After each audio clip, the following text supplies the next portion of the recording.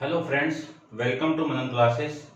आज हम इस वीडियो में डिस्कस करेंगे fifth chapter complex and quadratic equation, जो 11th क्लास एनसीईआरटी का चैप्टर है। इससे पहले अपन ऑलरेडी दो चैप्टर डिस्कस कर लिया है, ट्रिग्नोमेट्री फंक्शन और प्रिंसिपल ऑफ मैथमेटिक्स। उन दोनों वीडियो के लिंक आपको इसी वीडियो के डिस्क्रिप्शन बॉक्स के अंदर मिल जाएंगे कि जितने वीडियो अपलोड कर दिए गए वो सारे आप इसी वीडियो के डिस्क्रिप्शन बॉक्स के अंदर मिल जाएंगे। ठीक है, इसी वीडियो को भी आप लास्ट तक जरूर देखना। वीडियो आपको अच्छा लगे तो वीडियो पे लाइक शेयर एंड कमेंट्स जरूर करना, और यदि आप मेरे चैनल पर नए हो तो सबसे पहले चैनल को सब्सक्राइब कीजिए और उसके बाद अपने दोस्तों के साथ खूब शेयर कीजिए। चैप्टर अपना है complex number and quadratic equation. Complex number को हिंदी में कहते हैं समग्र संख्या और क्वाड्रेटिक इक्वेशन को हिंदी में कहते हैं द्विघात समीकरण। ठीक है, देखो कॉम्प्लेक्स नंबर होता है क्या, बात करते हैं कॉम्प्लेक्स नंबर की। तो देखिए कॉम्प्लेक्स नंबर के अंदर अपन एक क्वाड्रेटिक इक्वेशन के बारे में डिस्कस की थी छोटी क्लासों के अंदर, 9th और 10th के अंदर आपने डिस्कस की थी क्वाड्रेटिक इक्वेशन। द्विघात समीकरण की जनरल इक्वेशन क्या होती है, इक्वल टू 0। ये द्विघात समीकरण की जनरल इक्वेशन होती है, सामान्य समीकरण होती है। इस सामान्य समीकरण यानी इसका सॉल्यूशन अपन एक क्वाड्रेटिक फॉर्मूला या श्रीधराचार्य फॉर्मूला अपन डिस्कस किया था कि x equal to minus B plus minus root of B square minus 4ac upon में 2a। और ये जो x की वैल्यू यहां से दो वैल्यू होगा, और ये अपन जीरोज मानते थे अल्फा और बीटा के फॉर्म में, या फिर रूट्स कर देता हूं मैं। ठीक है, फिर देखो यहां पे तीन कंडीशन अपन डिस्कस की थी, किस पे, इस वैल्यू को, यानी d की वैल्यू क्या है आपकी,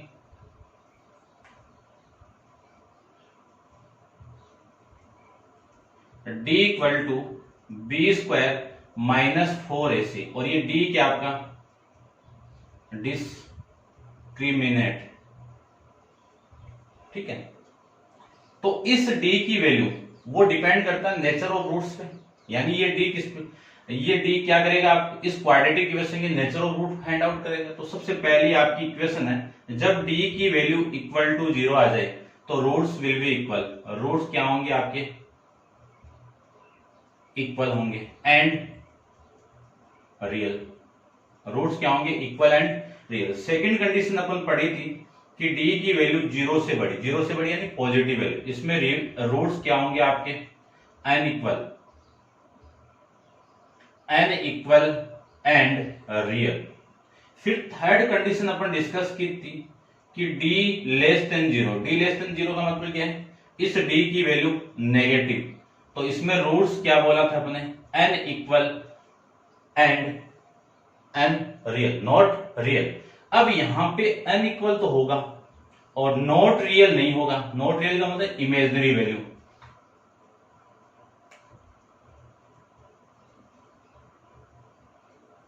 इमेजिनरी वैल्यू। इस केस को मैंने स्किप किया था वहां पे, यानी 9th और 10th के अंदर इसी केस को अपन स्किप किया था। इस केस के अंदर अपन सॉल्यूशन नहीं फाइंड कर रहे थे। अब क्या करेंगे, अपन यहां पे सॉल्यूशन फाइंड करेंगे उस केस के अंदर। तो इस केस के अंदर अपन सॉल्यूशन फाइंड करेंगे, तो इस केस के अंदर देखो d की वैल्यू लेस देन 0 होगी तो d की वैल्यू क्या होगी, नेगेटिव होगी, और d की वैल्यू नेगेटिव होगी तो रूट के अंदर नेगेटिव वैल्यू आएगी। जैसे सपोज कि रूट के अंदर क्या आ गया आपका, नेगेटिव आ गया। सपोज मैं ये बोल दूं नेगेटिव 1 आ गया, तो इस नेगेटिव 1 के बारे में ही डिस्कस करेंगे। ठीक है, आपने डिस्कस कर लिया था रियल नंबर के बारे में। रियल नंबर क्या होता है, combination of rational number and irrational number, यानी परिमेय संख्या और अपरिमेय संख्याओं का कॉम्बिनेशन ही क्या कहलाता है, आपका वास्तविक संख्या कहलाता है।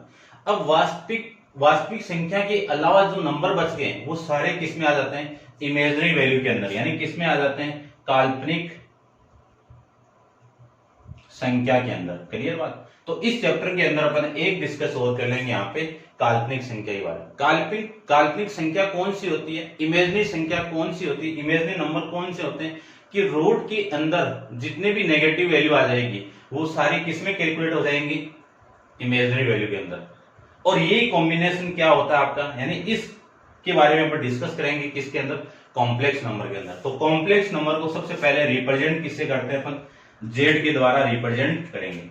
कॉम्प्लेक्स नंबर को कैसे रिप्रेजेंट करेंगे, जेड के द्वारा। और ये कॉम्बिनेशन होता है रियल नंबर और इमेजिनरी नंबर का कॉम्बिनेशन। ये क्या आपका रियल नंबर को रिप्रेजेंट करेगा, रियल नंबर।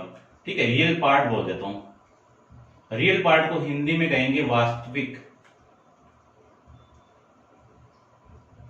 भाग, और इस बी को कहेंगे, ये बी, ओनली ये बी, इसको कहेंगे अपन काल्पनिक। ठीक है, इंग्लिश में बात करूं,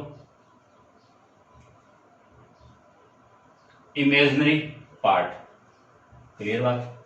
ये रियल पार्ट हो गया, वो इमेजिनरी पार्ट हो गया। तो कॉम्प्लेक्स नंबर क्या बना कि रियल पार्ट और इमेजिनरी पार्ट का कॉम्बिनेशन ही क्या होगा, आपका कॉम्प्लेक्स नंबर को रिप्रेजेंट करेगा, समिश्र संख्या को रिप्रेजेंट करेगा। तो जेड क्या आपका कॉम्प्लेक्स नंबर को रिप्रेजेंट करता है। ठीक है, ये था आपका कॉम्प्लेक्स नंबर। अब बात करते हैं एक एग्जांपल की। जैसे सपोज मैं बात करूं कि एक कॉम्प्लेक्स नंबर है 2 + 3 आइटा। ये आई क्या आपका आइटा। ठीक है, आई क्या आपका आइटा को रिप्रेजेंट करेगा। तो 2 + 3i ये किसकी, ये आपकी एक कॉम्प्लेक्स नंबर है। ठीक है, आपको बताना है कि इसमें रियल पार्ट, या फिर मैं लिख देता हूं a + आइटा b के साथ कंपेयर कीजिए। ठीक है, तो देखो a की वैल्यू कितनी हो गई, यहां पे a है, यहां पे कितना है, a की वैल्यू 2 हो गई। यहां पे b है, देखो आइटा है, तो b की वैल्यू कितनी हो गई आपकी 2 हो गई। तो इसका मीनिंग क्या है, a आपका रियल वैल्यू है। क्या वैल्यू है आपकी, देखो मैं आपको ढंग से बताता हूं। रियल पार्ट,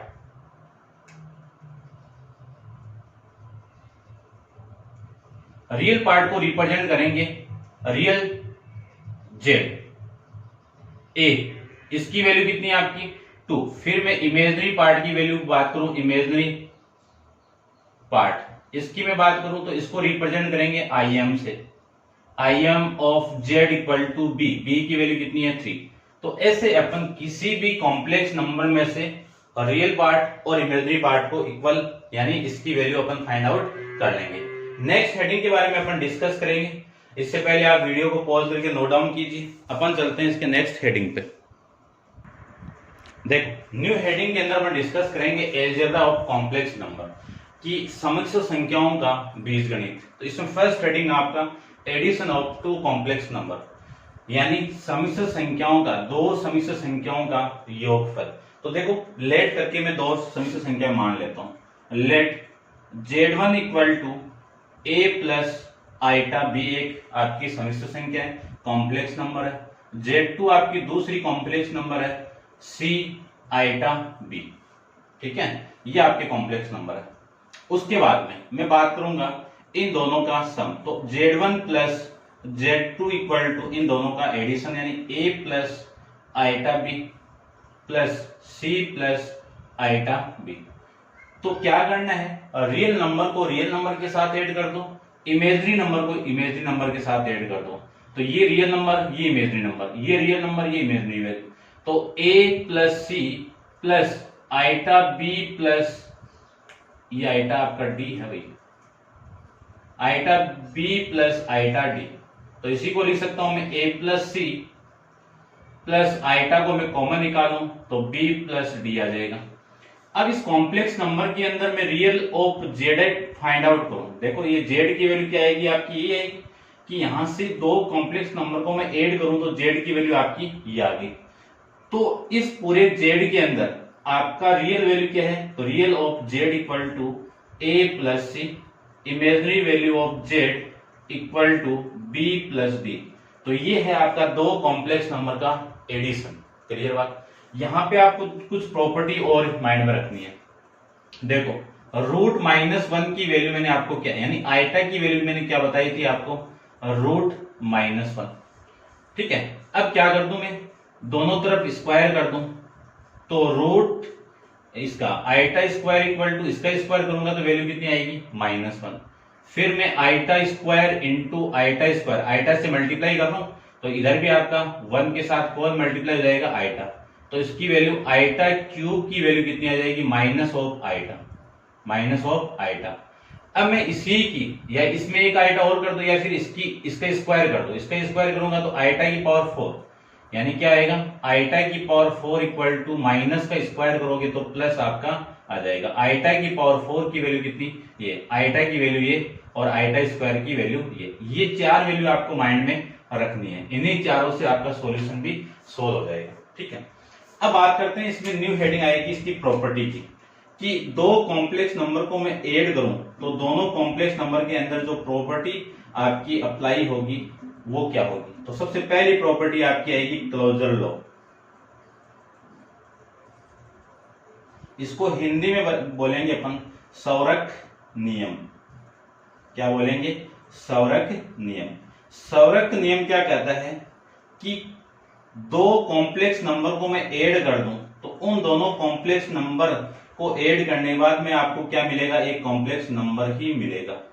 देखो, दो कॉम्प्लेक्स नंबर को मैंने ऐड कर दिया तो आपको क्या मिला, जेड ही मिला। जेड क्या है, एक कॉम्प्लेक्स नंबर। तो माइंड में आपको इतना ही रखना कि यदि मैं दो कॉम्प्लेक्स नंबर को ऐड करूं तो उन दोनों को ऐड करने के बाद आपको एक कॉम्प्लेक्स नंबर ही मिलेगा। फिर इसकी सेकंड प्रॉपर्टी है कॉम्यूटेटिव लॉ। कॉम्यूटेटिव लॉ, इसको कहेंगे अपन क्रम विनिमय नियम। कॉम्यूटेटिव लॉ क्या कहता है कि दो कॉम्प्लेक्स नंबर को आप Z1 प्लस Z2 कर दो या फिर आप ऐसे ऐड कर दो, हमेशा दोनों की वैल्यू क्या आएगी, सेम ही आएगी। यानी A प्लस बी को ऐड करने के बाद B प्लस ए ही आता है। तो आप दो कॉम्प्लेक्स नंबर को Z1 प्लस Z2 ऐड करो या फिर Z2 प्लस Z1 जोड़ दो। कैसे जोड़ दो, वैल्यू आपकी सेम ही आएगी। फिर इसकी नेक्स्ट बात करूं मैं एसोसिएटिव प्रॉपर्टी की बात में। 3 नंबर पे प्रॉपर्टी आती है एसोसिएटिव लॉ। इसको हिंदी में कहेंगे साचर्यता नियम। ठीक है, इसमें अपन 3 वैल्यू ले लेंगे कि Z1 plus Z2 plus Z2 Z3, 3 complex number को ऐड करना है।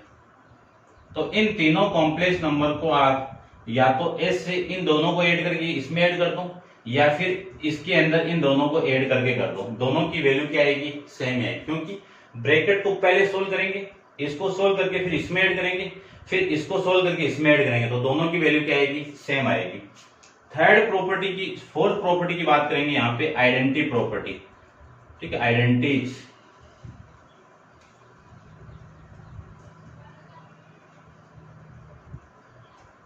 आइडेंटिटी बोल दो। ठीक है, आइडेंटिटी को हिंदी में कहेंगे आइडेंटिटी लॉ, तस्मक नियम। ठीक है, आइडेंटिटी प्रॉपर्टी क्या कहती है कि किसी कॉम्प्लेक्स नंबर के अंदर में क्या ऐड करूं कि वही कॉम्प्लेक्स नंबर आ जाए। जीरो को ऐड कर दो कि जीरो कॉम्प्लेक्स नंबर को आप ऐड करोगे तो आपको वही आएगा, या फिर आप इसको ऐसे भी लिख सकते हो। ठीक है, ये आपका आइडेंटिटी लॉ हो गया। फिर इसकी फिफ्थ प्रॉपर्टी आती है inverse law. Inverse law, inverse law क्या कहता है कि जेड के अंदर क्या मल्टीप्लाई करूं कि क्या आ जाए आपका, इस जेड के अंदर क्या माइनस करूं, क्योंकि एडिशन है ना, तो इस जेड के अंदर क्या ऐड करूं कि आपकी वैल्यू क्या आ जाए, आपकी जीरो आ जाए। ठीक है, तो माइनस जेड ऐड कर दो, वैल्यू कितनी आएगी, जीरो आएगी, या फिर आप ऐसे भी इसको लिख सकते हो। तो आइडेंटिटी प्रॉपर्टी की तो वही सेम कॉम्प्लेक्स नंबर आनी चाहिए और इनवर्स के अंदर जीरो आना चाहिए। तो इस जेड के अंदर क्या ऐड करूं कि जीरो आ जाए, तो सेम प्रॉपर्टी को ही सेम यानी सेम कॉम्प्लेक्स नंबर में सेम कॉम्प्लेक्स नंबर माइनस कर दोगे तो वैल्यू क्या आएगी, आपकी जीरो आ जाएगी। ठीक है, ये था आपका addition of two complex number. अब अपन डिस्कस करेंगे difference of two complex number के बारे में। तो देखो, difference of two complex number, second आपका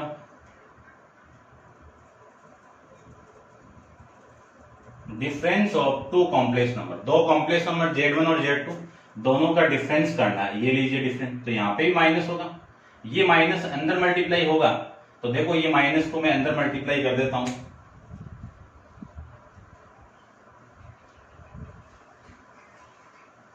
देखो इस माइनस को मैं अंदर मल्टीप्लाई करूं तो a plus iota B minus C plus, देखो ये माइनस हो गया तो माइनस आइटा डी आ जाएगा। इन दोनों को रियल वैल्यू तो एक साइड में कर दो और इमेजनरी वैल्यू है ये और ये, यहां से मैं आइटा कॉमन निकाल दूं तो b प्लस आइटा, तो ये तो आपका रियल पार्ट हो गया और ये आपका इमेजनरी पार्ट हो गया। ठीक है, ये क्या हो जाएगा आपका इमेजनरी पार्ट हो जाएगा। तो देखो रियल पार्ट और इमेजनरी पार्ट का कॉम्बिनेशन आ गया तो ये आपका एक कॉम्प्लेक्स नंबर आ गया। तो यहां से क्या है कि दो कॉम्प्लेक्स नंबर का डिफरेंस करोगे तो आपको क्या मिलेगा, एक कॉम्प्लेक्स नंबर ही मिलेगा। ये भी आपको माइंड में रखना है। ठीक है, उसके बाद 3 नंबर पे, इस पे कोई भी प्रॉपर्टी फॉलो नहीं होती है। अब 3 नंबर में अपन डिस्कस करेंगे multiplication of complex number, 2 complex number.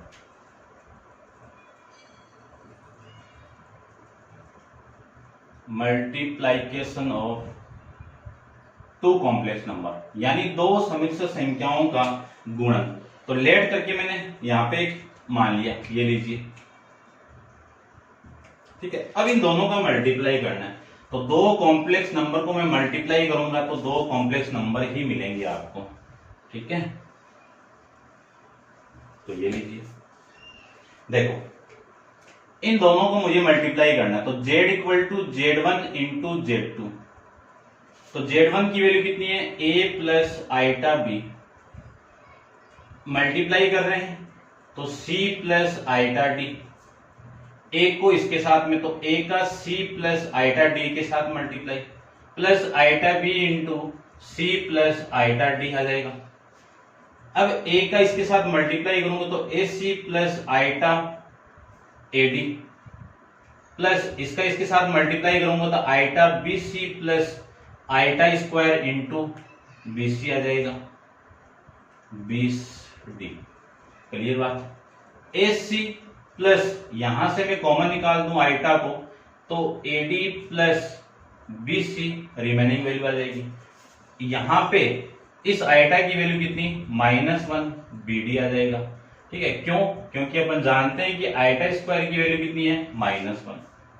इस वैल्यू और इस वैल्यू को एक तरफ लिख दो तो A C minus B D plus iota into A D plus B C, ये क्या आपकी रियल पार्ट है आपका, ये क्या आपका रियल पार्ट। ठीक है, और ये क्या आपका इमेजनरी पार्ट है।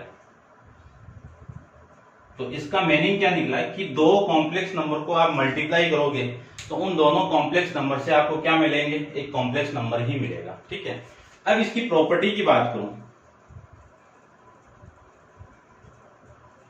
तो फर्स्ट प्रॉपर्टी है क्लोजर रूल।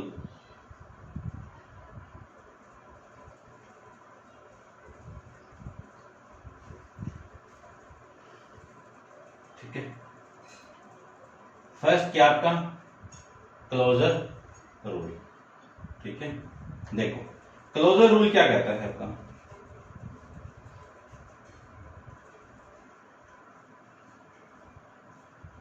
क्लोजर रूल कहता है, हिंदी में क्या कहेंगे इसको,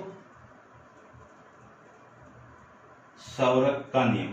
देखो 2 कॉम्प्लेक्स नंबर को आप मल्टीप्लाई करोगे, 2 कॉम्प्लेक्स नंबर को मल्टीप्लिकेशन पढ़ रहे हैं अपन, तो उन दोनों से आपको जो मिलेगा वो एक कॉम्प्लेक्स नंबर ही मिलेगा। एडिशन में क्या था, 2 कॉम्प्लेक्स को ऐड करने में कॉम्प्लेक्स नंबर, मल्टीप्लिकेशन में क्या, 2 कॉम्प्लेक्स नंबर का मल्टीप्लिकेशन क्या मिलेगा आपको, वो कॉम्प्लेक्स नंबर ही मिलेगा। फिर इसकी सेकंड प्रॉपर्टी है आपकी कौन सी, कॉम्यूटेटिव प्रॉपर्टी। कॉम्यूटेटिव लॉ बोल दो या रूल बोल दो, एक ही बात है। ठीक है, कंफ्यूज मत होना। इसको हिंदी में कहेंगे क्रम विनिमयता। इसमें क्या है कि Z1 इंटू Z2 कर दो या फिर Z2 इंटू Z1 कर दो। कैसे ऐड कर दो, 2 गुणा 3 को 2 गुणा 3 को 3 गुणा 2 लिख दो, या वैल्यू तो सेम ही आएगी। फिर 3 नंबर पे अपन डिस्कस करेंगे इसमें, देखो 3 नंबर पे डिस्कस करेंगे एसोसिएटिव। एसोसिएटिव हिंदी में बोलते हैं साचार्यता नियम। ठीक है, ये लीजिए, हिंदी में आप देख लेना। इसमें 3 एलिमेंट लेंगे तो Z1 into Z2 into Z3 Z1 into Z2 into Z3, इन दोनों को ए से मल्टीप्लाई करके इसमें मल्टीप्लाई कर दो, या फिर इन दोनों को ए मल्टीप्लाई करके इसमें मल्टीप्लाई कर दो, वैल्यू क्या आएगी, हमेशा सेम ही आएगी। ठीक है। फिर 4 नंबर पे आइडेंटिटी प्रॉपर्टी, आइडेंटिटी लॉ, तस्मकता रूल। ठीक है। इसमें क्या है, किसी कॉम्प्लेक्स नंबर में क्या मल्टीप्लाई करूं कि वही कॉम्प्लेक्स नंबर आ जाए, 1 को मल्टीप्लाई करता हूं, इसी को मैं ऐसे भी लिख सकता हूं 1 इंटू जेड। ठीक है। फिर इनवर्स के अंदर क्या आपका, यहां पे कर लेते हैं अपन, इनवर्स को हिंदी में बोलते हैं प्रतिलोम नियम। प्रतिलोम नियम, प्रतिलोम नियम के अंदर क्या है कि किसी कॉम्प्लेक्स नंबर के अंदर मैं क्या मल्टीप्लाई करूं कि उसकी वैल्यू 1 आ जाए, तो z से डिवाइड कर दो आ जाएगा, 1/z से मल्टीप्लाई कर दो 1 आ जाएगा। ठीक है। तो ये आ गया। उसके बाद में 6th प्रॉपर्टी आपकी डिस्ट्रीब्यूशन, इसमें एक प्रॉपर्टी और आ जाती है, मल्टीप्लाई में एक प्रॉपर्टी और आती है, डिस्ट्रीब्यूटिव। इसको हिंदी में कहेंगे बंटन नियम। क्या कहेंगे, बंटन नियम। ठीक है। बंटन नियम में क्या है कि Z1 को Z2 प्लस Z3 से मल्टीप्लाई करूं तो Z1 into Z2 plus Z1 into Z3 आएगा, या फिर Z1 प्लस Z2 को मैं Z3 से मल्टीप्लाई कर दूं तो Z1 into Z3 plus Z2 into Z3, इन दोनों की वैल्यू आपकी क्या आएगी, सेम। ये आपका डिस्ट्रीब्यूशन लॉ आ जाएगा। ठीक है।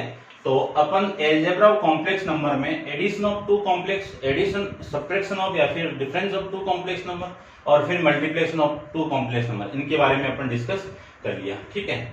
अब अपन इसके बाद में बात करेंगे 4 नंबर पे, इसको मैं रब कर देता हूं।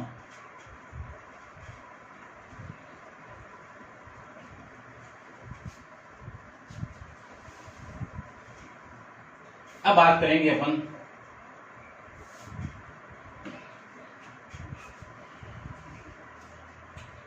Division of two complex number. 4 number पे किसकी बात करेंगे, division of two complex number, दो समिश्र संख्याओं का भाग। ठीक है। तो Z1 और Z2 दो समिश्र संख्या है, तो Z यहां पे क्या मिलेगा, Z1 अपॉन Z2 एक समिश्र संख्या है, तो Z1 को मैं Z2 से डिवाइड करूंगा तो एक कॉम्प्लेक्स नंबर मिलेगा, श्योर है। ठीक है। तो a plus iota B upon c plus iota B. अब इसका सॉल्यूशन बहुत ही इंपॉर्टेंट है। ठीक है। इंपॉर्टेंट कैसे, मैं आपको बता देता हूं। नीचे कभी भी कॉम्प्लेक्स यानी आइटा नहीं रहना चाहिए। इस आइटा को हटाने के लिए इसकी संयुग्मिक, यानी हिंदी में, इंग्लिश में कहें तो कॉन्जुगेट फॉर्म से क्या करेंगे, मल्टीप्लाई करेंगे। तो c प्लस c माइनस, इसका कॉन्जुगेट यानी इसका प्लस का नेगेटिव लेना है, तो c माइनस आइटा डी और c माइनस आइटा डी, ये आ जाएगा। अब देखो इन दोनों का मल्टीप्लाई करेंगे तो ac minus iota AD plus c iota, देखो इसका इसके साथ मल्टीप्लाई करेंगे तो आइटा बीसी, और ये इसके साथ मल्टीप्लाई होगा तो आइटा बीडी आ जाएगा। अपॉन में a प्लस बी ए माइनस बी, तो a square minus iota D का होल स्क्वायर। तो देखो a ये स्क्वायर है भैया आपका, ठीक है, आइटा बीडी। ac माइनस, यहां से मैं कॉमन निकाल दूं प्लस आइटा को, तो क्या मिलेगा आपको, यहां से BC और यहां से माइनस का AD। ठीक है।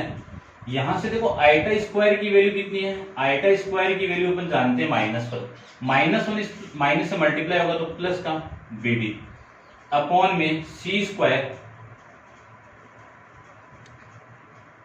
माइनस आइटा स्क्वायर इंटू में D स्क्वायर लिख सकते हैं। अब AC प्लस BD, ये तो आपका रियल वैल्यू आ गई, एक तरफ आ गई, और आइटा वाली वैल्यू आपकी कौन सी हो जाएगी, इमेजिनरी वैल्यू हो जाएगी। इनको मैं एक तरफ लिख देता हूं, तो C स्क्वायर, आइटा स्क्वायर की वैल्यू कितनी, प्लस D स्क्वायर। ठीक है। तो ये आपका Z आ जाएगा। तो यहां से मैं Z को अलग अलग पार्ट में डिवाइड करूं तो AC प्लस BD अपॉन में C² plus D² plus iota BC minus AD upon में C² प्लस D²। ये आपकी इमेजिनरी रियल वैल्यू और ये आपकी इमेजिनरी वैल्यू। तो ऐसे अपन दो कॉम्प्लेक्स नंबर से डिवीजन का करेंगे। तो मैंने यहाँ पे आपको क्या बताया कि नीचे यदि कोई कॉम्प्लेक्स नंबर आइटा आ गया तो उस आइटा को हटाने के लिए इसी कॉम्प्लेक्स नंबर की कॉन्जुगेट फॉर्म से ऊपर नीचे मल्टीप्लाई करके अपन क्या करेंगे, सोल्व करेंगे। ये आपका पार्ट इंपॉर्टेंट पार्ट है, ठीक है। अब आप वीडियो को पॉज कीजिए और इसको नोट डाउन कीजिए। देखिए हेडिंग अपनी modulus and conjugate of complex number, ठीक है। मॉडुलस का मतलब हिंदी में होता है मापांक,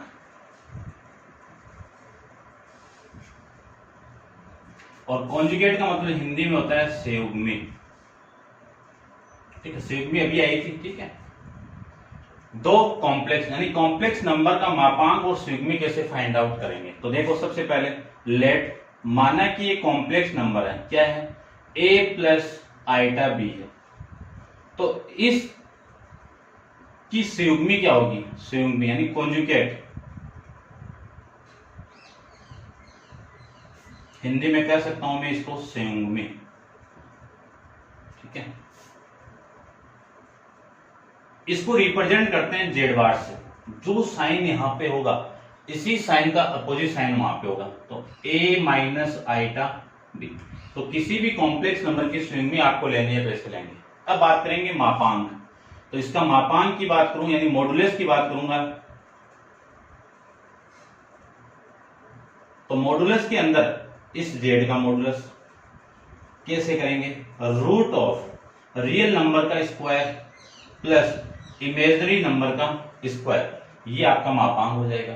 दोनों तरफ आप स्क्वायर करोगे तो मॉडुलस ऑफ जेड का square equal to a² plus b², ये आपकी यहां से वैल्यू आ जाएगी, ठीक है। अब यहां पे आपको एक कुछ प्रॉपर्टी के बारे में अपन डिस्कस करेंगे।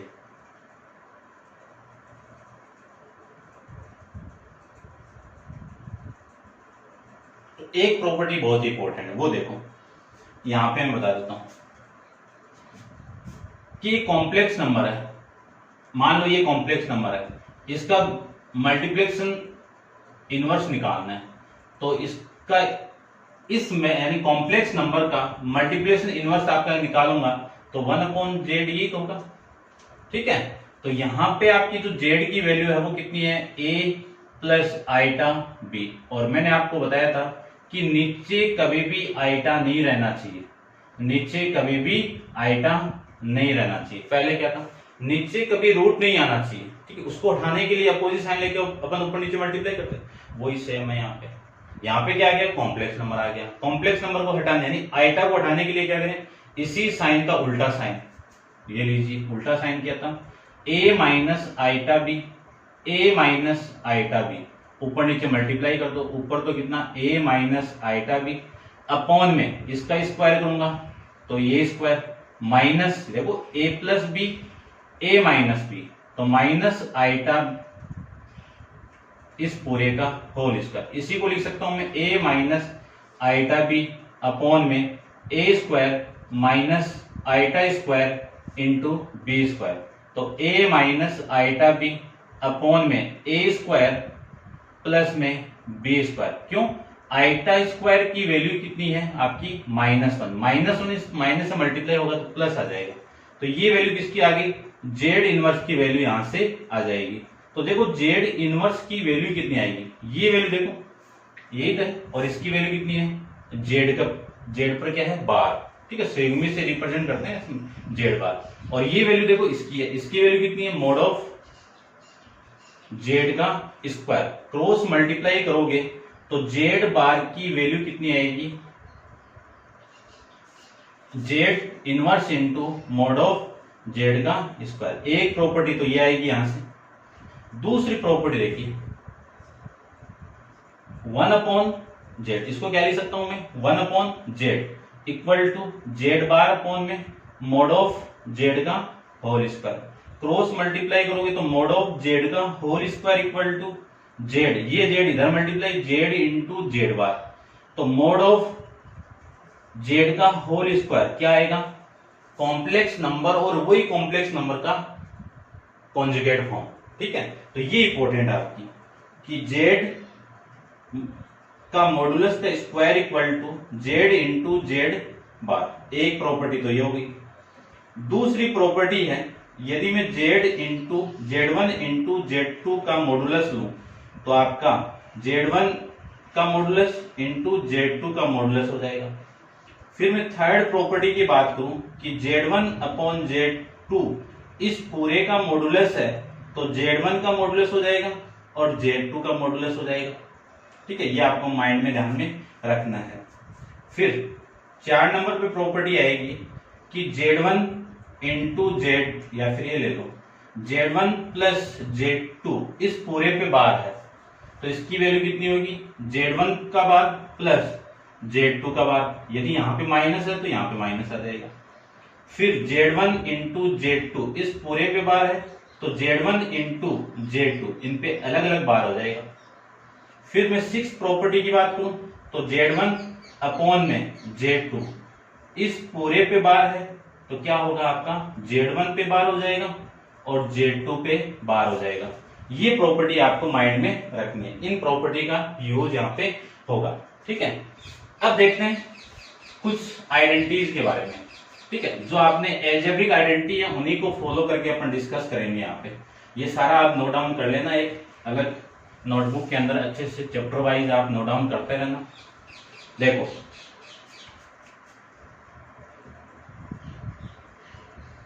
आइडेंटिटीज की मैं बात करूं तो आइडेंटिटीज में फर्स्ट है Z one plus Z two का होल, दो स्क्वायर यानी दो कॉम्प्लेक्स नंबर का एडिशन का होल स्क्वायर क्या आएगा, जेड वन का स्क्वायर जेड टू का square plus 2 into Z one into Z two. Minus आ जाएगा तो यहाँ पे माइनस आ जाएगा। सेकंड आपको ध्यान में रखना है जेड वन का स्क्वायर माइनस जेड टू का square, Z one minus Z two into Z one plus Z two. ये फॉर्मूले डायरेक्ट, ठीक है ना, आप जानते हैं चीजों को। ठीक है, प्रूफ आपको करना नहीं, माइंड में रखना है। Z one plus Z two का क्यूब, इसका क्यूब करूंगा तो जेड वन का क्यूब प्लस जेड टू का cube plus 3 into Z one Z two का square plus 3 into Z one का स्क्वायर इंटू जेड टू, ये आ जाएगा। यहाँ पे माइनस लगा दोगे तो यहाँ पे माइनस आ जाएगा और यहाँ पे आपका माइनस आ जाएगा। ये आपको माइंड में रखना है। ठीक है, अब अपन डिस्कस करते हैं एक्सरसाइज 5.1 का क्वेश्चन नंबर फर्स्ट। तो देखिए क्वेश्चन नंबर फर्स्ट के अंदर क्या है। फर्स्ट में कि जो कॉम्प्लेक्स नंबर दी हुई है आपको, उनको सबको आपको a प्लस बी के अंदर रिप्रेजेंट करना है। यानी जो दी हुई कॉम्प्लेक्स नंबर है उन कॉम्प्लेक्स नंबर को इस फॉर्म में रिप्रेजेंट करना है, व्यक्त करना है समिश्र संख्या को। तो फर्स्ट आपका जो क्वेश्चन है वह है, देखो क्या क्वेश्चन है, 5 प्लस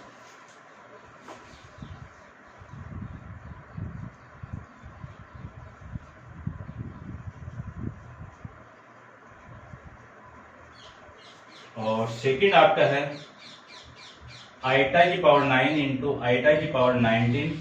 थर्ड आपका है आइटा की पावर -39। ये 3 क्वेश्चन अपन देखते हैं इस वीडियो में।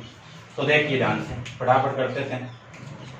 देखो ये कॉम्प्लेक्स नंबर का मल्टीप्लाई, कॉम्प्लेक्स नंबर का मल्टीप्लाई, तो इन दोनों का मल्टीप्लाई तो माइनस हो जाएगा। और ये आइटा और आइटा कितना, iota square into 5 into 3 upon में 5, तो 5 से 5 कैंसिल आउट, ये माइनस है। और आइटा स्क्वायर की वैल्यू कितनी, -1 इंटू में कितना 3, माइनस माइनस मल्टीप्लाई होगा तो +3 आ जाएगा। इसको इस फॉर्म में रिप्रेजेंट करना है, तो देखो इस फॉर्म में रिप्रेजेंट करेंगे तो ऐसे कर देंगे, ये 0। तो ये तो हो गया आपका रियल वैल्यू, ठीक है, रियल पार्ट। और ये जो 0 है ये हो गया आपका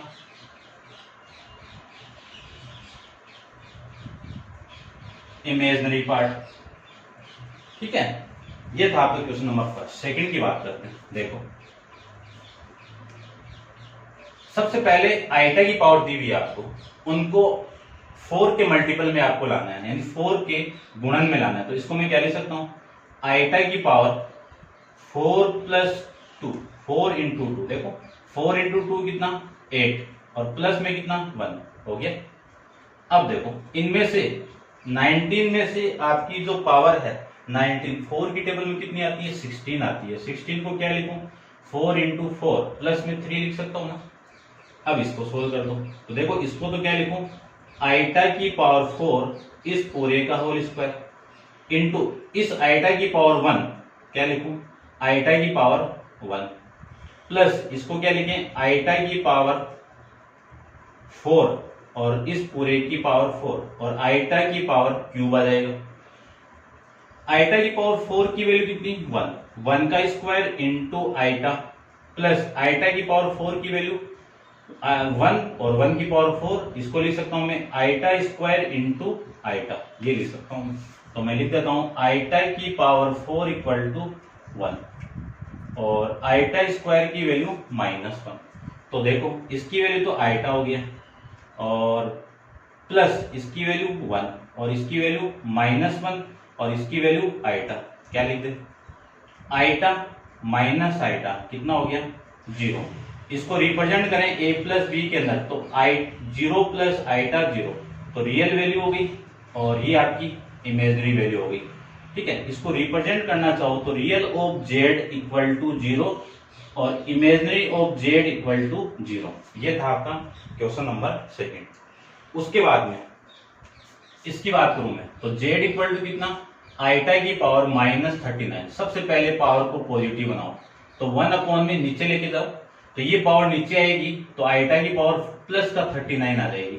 इसको क्या लिख सकता हूं मैं आइटा की पावर 36 प्लस 4 की टेबल में आ गया और प्लस में 3 ये आ जाएगा। और इसी को मैं क्या लिख सकता हूं 1 अपॉन आइटा की पावर 4 यानी कितना 36 इंटू आइटा की पावर 3।